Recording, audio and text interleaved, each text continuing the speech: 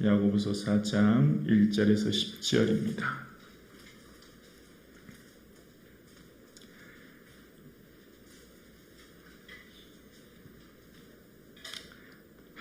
다 함께 합독하시겠습니다. 너희 중에 싸움이 어디로부터 다툼이 어디로부터 나느냐? 너희 지체 중에서 싸우는 정욕으로부터 나는 것이 아니냐? 너희는 욕심을 내어도 얻지 못하며 살인하며 시기하여도 능히 취하지 못함으로 다투고 싸우는도다. 너희가 얻지 못함은 구하지 아니하기 때문이요 구하여도 받지 못함은 정욕으로 쓰려고 잘못 구하기 때문이라. 가늠하는 여인들아, 세상과 벗된 것이 하나님과 원수됨을 알지 못하느냐? 그런즉 누구든지 세상과 보시되고자 하는 자는 스스로 하나님과 원수되는 것이니라. 너희는 하나님이 너희 속에 거하게 하신 성령이 시기하기까지 사모한다 하신 말씀을 헛된 줄로 생각하느냐? 그러나 더욱 큰 은혜를 주시나니 그러므로 일렀으되 하나님이 교만한 자를 물리치시고 겸손한 자에게 은혜를 주신다 하였느니라. 그런즉 너희는 하나님께 복종할지어다. 마귀를 대적하라. 그리하면 너희를 피하리라. 하나님을 가까이 하라. 그리하면 너희를 가까이 하시리라. 죄인들아, 손을 깨끗이 하라. 두 마음을 품은 자들아, 마음을 성결하게 하라. 슬퍼하며 애통하며 울지어다. 너희 웃음을 애통으로, 너희 근심을 근심으로 바꿀지어다. 주 앞에서 낮추라. 그리하면 주께서 너희를 높이시리라. 아멘. 할렐루야. 아멘. 예수 그리스도의 은혜와 평강이 충만하기를 주의 이름으로 축복합니다. 아멘. 야고보는 박해를 인하여서 흩어진 성도들을 향한 편지로 초대교회 성도들에게 믿음을 어떻게 잘 지킬지에 대해서, 또 시련 가운데서 인내를 온전히 이룰 수 있도록 권면을 하면서 이제 1장과 2장과 3장에 내 형제들아 라고 시작합니다. 그러니까 오늘 이 앞절에 1, 2, 3장의 대부분 서두에는 1장 2절이 내 형제들아, 그리고 2장 1절과 3장 1절에 내 형제들아, 그리고 그 사이사이 3장 12절 같은 경우도 이제 내 형제들아 이렇게 하면서 권면하고 위로하는 말을 하면서 이 앞달라, 그러니까 3장 13절부터 오늘까지 너희 중에로 이제 본문이 시작하고 그 서두가 이제 바뀌는 것을 보게 되었습니다. 그러니까 전체 초대교회 성도들 향한 박해로 인하여서 그들을 향한 권면과 위로를 전하다가 이제 조금 분위기가 바뀌는데요. 그 분위기가 바뀌는 내용이 오늘 1절에 이렇게 시작합니다. 너희 중에 싸움이 어디로부터 다툼이 어디로부터 나느냐로 이제 본문이 시작합니다. 싸움과 다툼은 군대 용어인데, 싸움은 큰 전쟁을, 국가 간의 큰 전쟁을 얘기하는 것이고, 다툼은 분쟁이나 어떤 국지전, 좀 작은 전쟁을 얘기한다, 이렇게 생각하면 될 것 같은데요. 이 다툼과 싸움의 근원, 그 출처, 그게 어디 있느냐, 그걸 먼저 잘 살펴봐야 된다라고 이제 이야기하는 것을 봅니다. 그러니까 지금 이 다툼과 싸움은 교회 공동체 내에 있는 문제가 생긴 거예요. 외부의 박해도 지금 교회가 어려운데, 외부의 박해로 인하여서 지금 교회가 너무 힘든 가운데 있는데 또 내부의 문제까지 생긴 겁니다. 참 쉽게 이해가 되지 않는 것을 봅니다. 오늘날과 달리 또 이 초대교회 역시 교회 공동체 내에는 언제나 어려움이 있었구나라고 하는 것을 생각해 보게 되어집니다.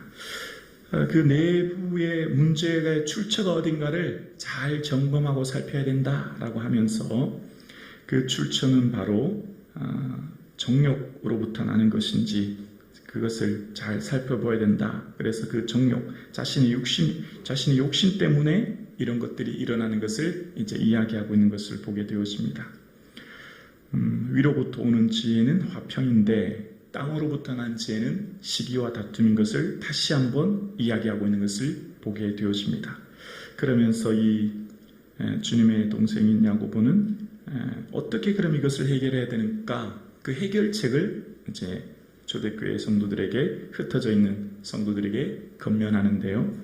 그 해결책이 바로 8절에 나옵니다. 8절에 보면 하나님을 가까이 하라라는 겁니다.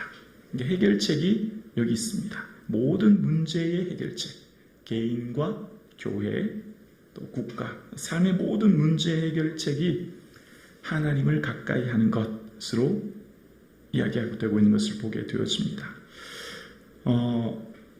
구약에서는 하나님을 가까이 하지 못했지 않습니까? 이스라엘 백성들, 모세도 하나님 가까이 가려고 하니까 신을 벗으라고 했고 하나님을 가까이 배울 수 없었고 이스라엘 백성들도 신의 산에 가까이 올라갈 수 없었는데 예수님께서 그 은혜로 자기 피로 영원한 속죄를 이루셨고 그래서 우리는 이제 주님과 가까이 만날 수 있는 은혜를 주신 것입니다. 하나님과 가까이 하는 사람, 그 사람이 진정한 복인 것을, 그리고 모든 문제 해결인 것을 이야기하고 있는 것을 보게 되었습니다. 이 세상의 많은 복 중에 정말 우리에게 중요한 복이 만남의 복인 줄로 믿습니다. 그래서 많은 부모들이 어쨌든 무리를 해서라도 자녀들을 더 좋은 사람 만나게 하려고 애를 쓰듯이 우리가 정말 꼭 만나야 될 분이 하나님이시고 그 하나님과 늘 가까이 하는 것이 우리에게 복 중의 복인 줄로 믿습니다. 이 복이 얼마나 소중하다는 것을 다시 한번 깨닫게 됩니다. 그러면서 이제 하나님과의 거리를 잘 점검하면서 사는 것, 그것이 우리에게 참된 지혜인 것을 이야기하는데요. 우리가 하나님과 가까워졌는지 멀어졌는지를 늘 점검해야 된다. 그러면서 그 점검의 첫 번째로 내가 지금 세상과 보타고 있는지 하나님과 보타고 있는지를 잘 살펴야 된다라는 거예요. 그래서 4절에 말합니다. 간을 많은 여인들아 세상과 벗된 것이 하나님과 원수됨을 알지 못하느냐? 그런즉 누구든지 세상과 벗이 되고자 하는 자는 스스로 하나님과 원수되는 것이니라 라고 이야기하고 있는 것을 보게 되었습니다.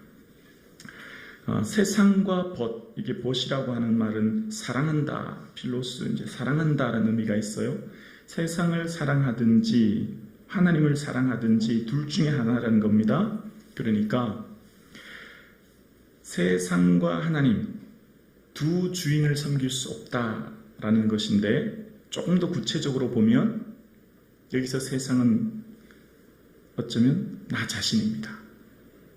그러니까 세상과 하나님 이렇게 생각되는데 여기서 세상은 바로 나 자신인 거예요. 그러니까 주인이 두 개가 있는데 나 자신을 주인으로 삼든지 아니면 하나님을 주인으로 삼든지 라고 하는 표현으로 이해하시는 게 조금 더 핵심적인 것으로 봅니다. 그러니까 이 세상에 많은 사람들이 열심히 신앙생활하고 열심히 믿음으로 사는데 결국은 내가 주인으로 신앙생활 하느냐 아니면 하나님을 주인으로 섬기며 신앙생활하냐 여기에 결국은 승패가 달려있는 겁니다. 그걸 잘 주의하면서 살펴야 된다는 거예요. 모든 사람들이 열심히 신앙생활하는데 내가 주인이 되어 하나님을 이용하는지 아니면 하나님이 주인이 되어 나를 거기에 복종하는지 나를 거기에 주님께 낮추고 나를 언제 내려놓는지를 살피는 지혜가 있어야 되는 것을 이야기합니다. 그러면서 하나님과 거리를 점검하는 두 번째는 교만으로 사는지 겸손으로 사는지를 6절에서 말합니다. 그러나 더욱 큰 은혜를 주시나니 그러므로 일렀을 때 하나님이 교만한 자를 물리치시고 겸손한 자에게 은혜를 주신다 하였느니라. 아멘. 하나님은 겸손한 자에게 은혜를 주시는 줄로 믿습니다. 우리 인생은 내 안에 주인의식으로 살든지 늘 내 인생은 내가 주인이다 라고 생각하며 살든지 아니면 주님의식으로 살든지 늘 내가 예수님을 주님으로 고백하며 살든지 둘 중에 하나입니다. 이것은 자신만 압니다. 타인은 잘 몰라요.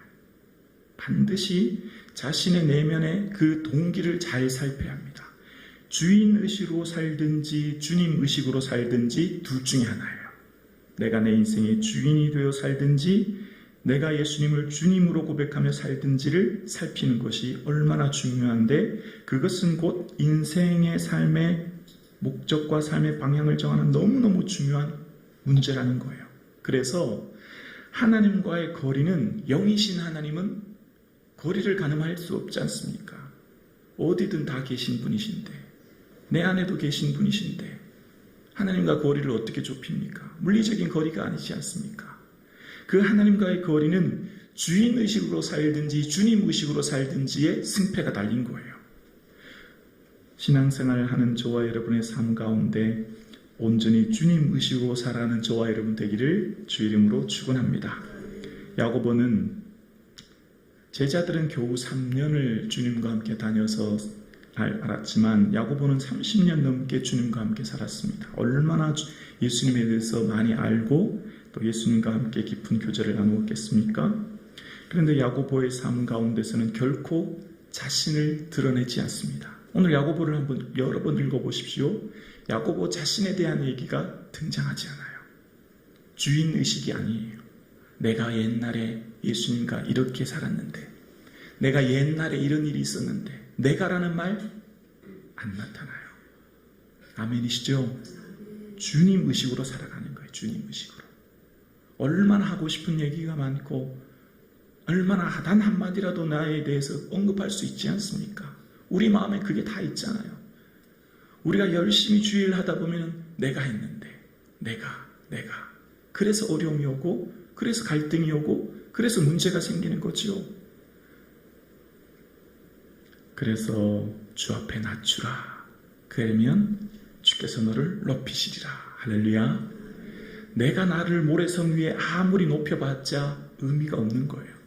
하나님이 반석 위에 높여주셔야 진정 그것이 세워주는 거죠. 그리고 세 번째는 두 마음을 품는가 한 마음을 품는가가 곧 하나님과의 거리를 결정한다는 거예요. 8절입니다. 하나님을 가까이 하라. 그러면 너희를 가까이 하시리라. 죄인들아 손을 깨끗이 하라. 두 마음을 품는 자들아 마음을 성결하게 하라. 아멘. 우리 마음에는 두 개를 담을 수 없죠. 설탕이 있다고 해볼까요? 설탕을 마음에 담고 물이 있다고 할까요? 물을 마음에 담으면 두 개가 온전히 보존될까요? 설탕물이 되죠. 두 개는 온전히 보존할 수 없는 것입니다. 반드시 한쪽으로 더 기울게 되어 있습니다. 한쪽으로 더 신경 쓰게 되어 있습니다. 한쪽으로 더 영향을 미치게 되어 있습니다. 이것이 공평하게 균형 있게 할 수는 없어요. 두 마음은 반드시 한쪽으로 쏠리게 되어 있고 모든 결정적인 순간이 내 마음이 어디 있는가는 언제 드러날까요? 선택의 순간에, 결정의 순간에, 손익분기점이 드러날 때 드러나게 되는 것이죠. 그래서 우리의 삶 가운데 특별히 하나님을 가까이 하려면 한 마음을 품어야 되는데 그 성결 조건이 성결이라는 거예요. 거룩이라는 거예요. 하나님은 거룩하신 분이신 줄로 믿습니다. 그래서 내가 거룩하니 너희도 거룩하라는 거예요. 하나님과의 거리를 좁힐 수 있는 유일한 방법이 거룩이에요. 성결이에요. 그러니까 청교도 신학자 존 오웬은 행복해지기보다 거룩해져야 된다. 성도는 행복해지기보다 거룩해져야 된다라고 하는 주제의 책을 씁니다. 여러분, 우리의 인생의 최대의 일생일대의 목적과 의미를 어디에 둬야 될까요? 모든 인생의 목적은 사람들이 행복에 두지요. 행복이 최고의 가치예요. 그런데 성도의 삶은 거룩에 둬야 된다는 거예요. 왜 그럴까요? 그래 하나님과 가까이 할 수 있고 하나님과 동행할 수 있고 하나님과 함께 할 수 있기 때문입니다. 우리가 하나님과 가까이 하냐 멀어지느냐는 하나님과 우리 사이에 있는 죄악이 우리 사이를 갈라놓는 거거든요. 그 사이의 죄악은 뭘까요? 사단이 그렇게 하는 거지요. 배후를 보는 거예요. 그래서 이 교회 공동체, 지금이나 그때나 나타나는 교회 공동체 다툼과 문제의 원인은 어디 있을까요? 배후를 보라는 거죠. 그래서 마귀를 대적하라는 거예요. 마귀를 대적하면 그가 피한다는 거죠. 어떤 사람이나 어떤 환경이나 어떤 것들이 아니라는 거죠. 교회 공동체에 일어나는 모든 분란과 갈등과 문제의 원인은 사람이 결코 아니라는 거예요. 걸림돌의 원인이 그 배후를 볼 수 있는 눈이 있어야 된다는 거죠. 그래서 하나님 앞에 늘 성결하면, 하나님 앞에 늘 거룩을 지키면 그 하나님과 함께하게 되어지고 그 함께하는 은혜 속에서 풍성한 은혜를 누리게 되며 이러한 삶을 보게 된다라는 것입니다.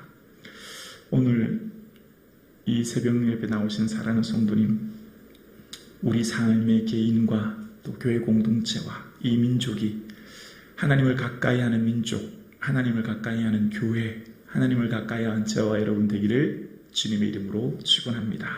기도드리겠습니다.